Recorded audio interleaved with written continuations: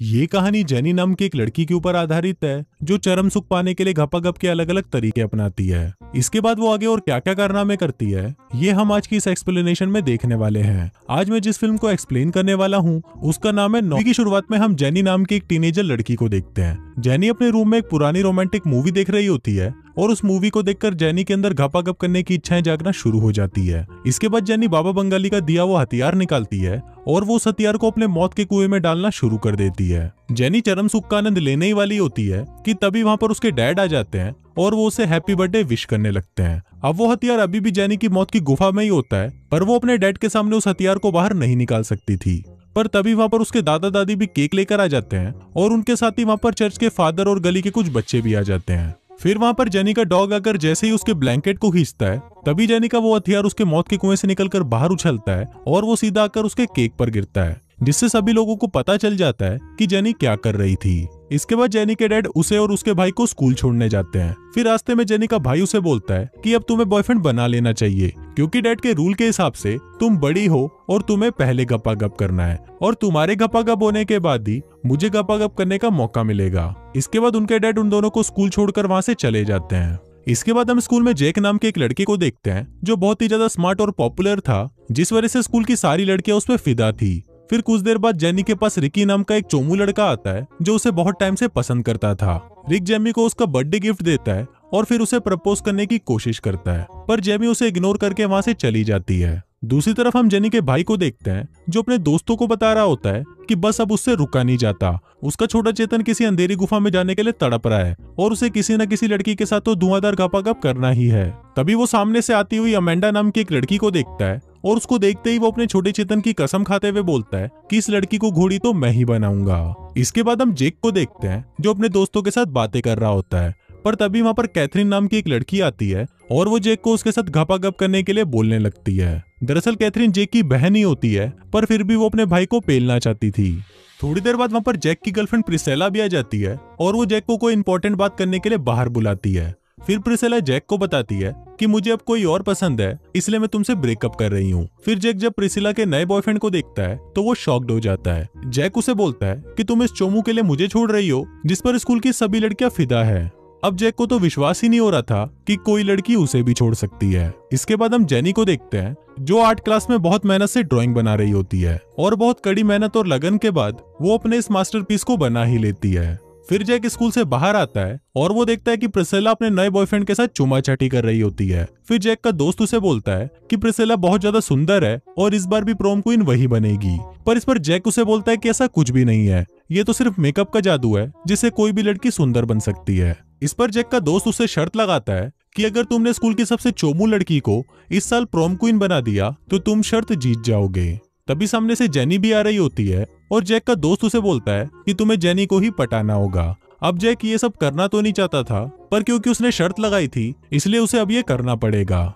इसके बाद हम जेनी को उसकी क्लासरूम में देखते हैं जहाँ पर रिकी उसे अपनी एक पोयम के जरिए बता रहा होता है कि वो उससे बहुत प्यार करता है, पर इस बार भी जेनी उसे इग्नोर कर देती है। दूसरी तरफ जेनी का हवस से भरा हुआ भाई और उसके दोस्त मिलकर एक प्लान बनाते हैं। वो लोग एसी की सीलिंग में घुसकर वहां से लड़कियों के लॉकर रूम में चले जाते हैं और उनको कपड़े बदलते हुए देखने लगते हैं, पर थोड़ी देर बाद वो सीलिंग टूटने लगती है और वो सभी सीधा आकर जेनी के क्लास में गिरते हैं, जिसके कारण उन तीनों को डिटेंशन की सजा मिलती है। इसके बाद जैक अपनी शर्त पूरी करने के लिए जेनी के पास जाता है और उसे अपने साथ डेट पर चलने के लिए पूछता है, पर जेनी जैक को मना कर देती है क्योंकि उसने पिछले 6 साल में आज तक जेनी से बात भी नहीं की थी।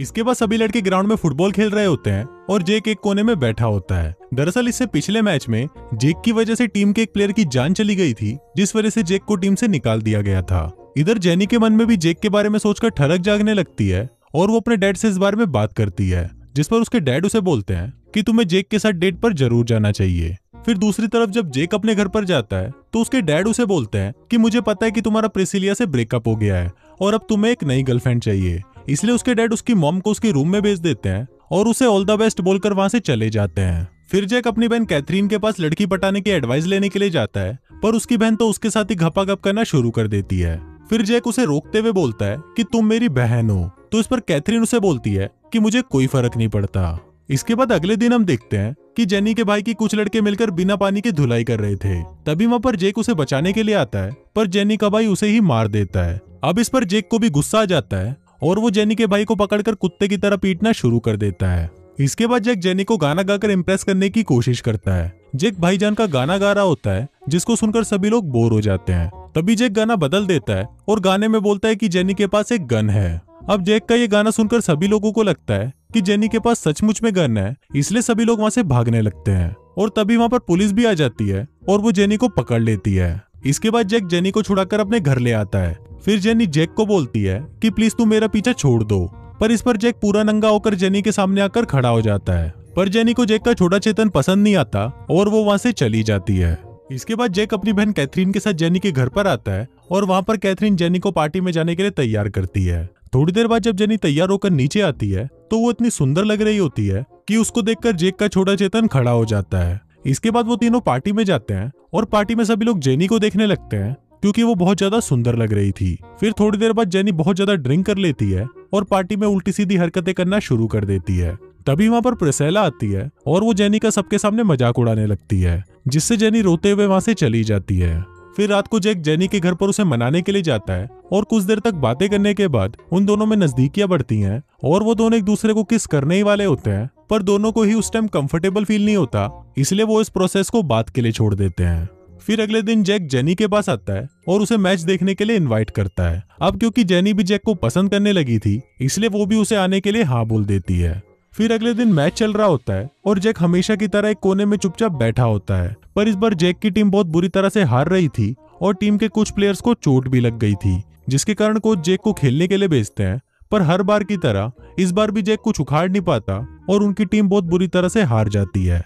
मैच खत्म होने के बाद जैक काफी उदास होता है, पर तभी वहां पर जेनी आती है और उसे समझाने की कोशिश करती है कि गेम में हार जीत तो चलती रहती है। फिर थोड़ी देर बाद वहां पर जैक का दोस्त आता है और उसे बोलता है कि आज हम तुम्हारी वजह से मैच हारे हैं और अब मैं जेनी को सब कुछ सच बता दूंगा। और फिर वो जेनी के कान में कुछ बोलने लगता है। अब क्योंकि जैक भी जेनी को पसंद करने लगा था, इसलिए वो खुद ही जेनी को सब कुछ सच बता देता है। अब जैक की बात सुनकर जेनी बहुत दुखी हो जाती है और वहां से चली जाती है। फिर जैक का दोस्त उसे बोलता है कि मैंने तो उसके कान में कुछ नहीं बोला और तुम चूतिया ने खुद ही उसको सब कुछ सच बता दिया। अब ऐसे ही कुछ दिन बीत जाते हैं और वो दोनों ही एक दूसरे से नहीं मिलते, पर वो दोनों ही एक दूसरे को बहुत मिस कर रहे होते हैं। फिर प्रोम नाइट पर जैक का दोस्त जेनी को अपने साथ लेकर आता है और जैक अपनी बहन कैथरीन के साथ आता है। वहां पर जेनी का भाई भी होता है जो फाइनली अमेंडा को लव लेटर दे देता है। फिर अमेंडा को भी वो लेटर पढ़कर बहुत अच्छा लगता है और वो जेनी के भाई को घपाघप करने के लिए अपने साथ ले जाती है। दूसरी तरफ जेनी जैक के दोस्त के साथ डांस कर रही होती है और जैक अपनी बहन के साथ डांस कर रहा होता है। फिर डांस करते वक्त कैथरीन जैक को अचानक किस करने लगती है और ये देखकर जेनी को बिल्कुल भी अच्छा नहीं लगता और वो दुखी होकर वहां से चली जाती है। फिर वहां पर कॉलेज के प्रिंसिपल प्रोम किंग और क्वीन का अनाउंसमेंट करते हैं और प्रोम किंग जैक को बनाया जाता है। फिर प्रोम क्वीन की बारी आती है और प्रिंसिपल बोलता है कि इस बार प्रोम क्वीन दो लड़कियों के बीच में टाई हुआ है। अब ये देखकर प्रिसेला सोचती है कि शायद उसके और जेनी के बीच में टाई हुआ है, पर वो दोनों तो कोई और लड़कियां होती हैं।